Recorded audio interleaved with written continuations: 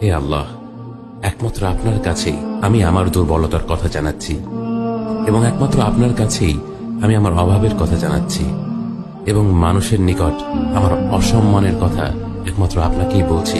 হে আরহামার রাহিমিন, আপনিই তো প্রতিটি দুর্বল ব্যক্তির রব এবং আপনিই আমার রব। আপনি কার কাছে আমাকে ছেড়ে দিলেন?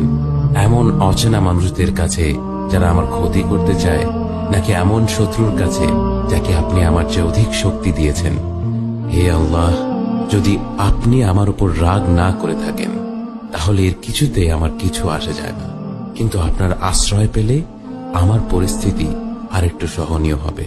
হে আল্লাহ, আমি আপনার চেহারার নূরের কাছে আশ্রয় চাই, যা সব অন্ধকারকে উজ্জ্বল করে দিয়েছে, যা দুনিয়া এবং আখিরাতের সব বিষয়ের সংশোধক।